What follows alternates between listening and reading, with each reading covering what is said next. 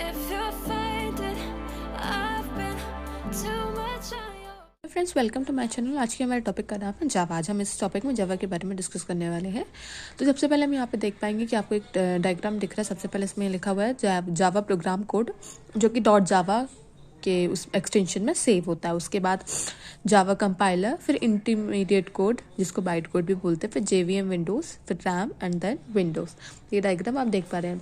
तो यहाँ पे जो अपना कोड रहता है वो HLL के फॉर्म में होता है। उसके बाद क्या होता है कि यहाँ पे जावा कंपाइलर होता है जो कि जावा को जो प्रोग्राम को कंपाइल कर देता है। और अपन ने फॉर एग्जांपल ये अपने व्हाट्सएप का बनाया जो कि अपन ने जावा लैंग्वेज में लिखा। उसको अपन ने क्या किया, इंटरनेट में जाके अपलोड कर दिया। ठीक है, अब इसके अंदर के अपन प्रोसेस देख रहे हैं। सबसे पहले यहाँ HLL कोड आया, फिर उसके बाद यहाँ पे कंपाइल हुआ। कंपाइल होने के बाद वो कोड डायरेक्ट जाके इंटरमीडिएट कोड बन जाता है जिसको अपन बोलते हैं बाइट कोड। मीन्स वो एक ऐसा कोड होता है, तो जो अपना इंटरमीडिएट कोड होता है वो ना ही हाई लेवल लैंग्वेज के फॉर्म में होता है और ना ही मशीन लेवल लैंग्वेज के फॉर्म में होता है।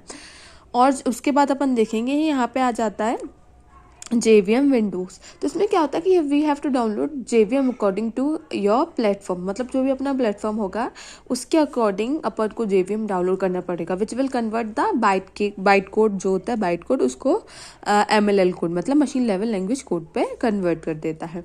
फिर JVM मतलब क्या होता है, JVM का हम यहाँ पे फुल फॉर्म लिख देते हैं। तो JVM का फुल फॉर्म क्या है, जावा वर्चुअल मशीन। फिर JVM में मतलब क्या होता है कि inside the JVM the Java interpreter means जो सॉफ्टवेयर है inside JVM will interpret the bytecode into MLL. After the language or the instruction got interpreted, so it will directly means the code will go to the RAM. मतलब जैसे ही अपना जब यहाँ पे code MLL में convert हो गया उसके बाद वो डायरेक्टली कहाँ चला जाएगा, रैम में चला जाएगा in the form of MLL code. जैसे कि मैंने पहले आपको भी बताया है कि यहाँ पे डायरेक्ट रैम में जाएगा। रैम के बाद क्या होता है कि वो ऐसी जो प्रोसेस होती है वो सो ऑन रहती है। मीन्स जावा में क्या होता है कि इंस्ट्रक्शन बाय इंस्ट्रक्शन कोई भी कोड या प्रोग्राम कंपाइल होता है, मीन्स इंटरप्रेट होता है। तो पहले इंस्ट्रक्शन पास होगा, उसके बाद यहाँ पे आने के बाद फिर से ये यहाँ जाएगा, उसके बाद ऐसे ही प्रोसेस चलती रहेगी। जैसे मैंने आपको बताया कि सब अलग अलग सॉफ्टवेयर के लिए अलग अलग JVM होता है। जैसे अपन को विंडोज़ के सॉफ्टवेयर के लिए JVM डाउनलोड करना पड़ेगा तो अपन को विंडोज़ JVM को डाउनलोड करना पड़ेगा। Now JVM is already available in every software, you don't have to download it. Means अब ऐसा होने लगा है। फिर so here in Java we will generate byte code into the internet, so everyone can access it because of platform independent. Bytecode will there in the extension of dot class. Java वो के concept में work करती means write once run everywhere. इसका मतलब ये होता है कि एक बार लिखे और कहीं पे भी आप उस प्रोग्राम को ले जाके रन कर सकते हैं। हमने जैसे पहले सबसे शुरुआत में मैंने बताया था कि अपन ने व्हाट्सएप का कोड लिया, इंटरनेट में अपलोड किया।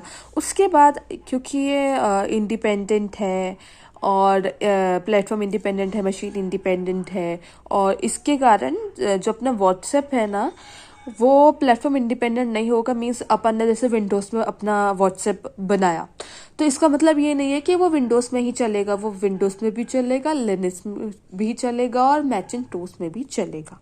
अब इसके बाद अपन जावा ही क्यों, क्योंकि जावा मशीन इंडिपेंडेंट होती है, प्लेटफॉर्म इंडिपेंडेंट होती है, OS इंडिपेंडेंट होती है और इट इज़ आर्किटेक्चर न्यूट्रल होती है और इट्स पोर्टेबल।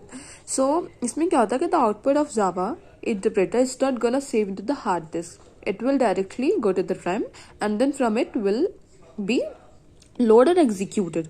इसके बारे में मैंने पहले भी डिस्कस किया था और आपको पहले भी वीडियो में बताया है डिटेल्ड में, उसको आप वहाँ पे जाके देख सकते हैं।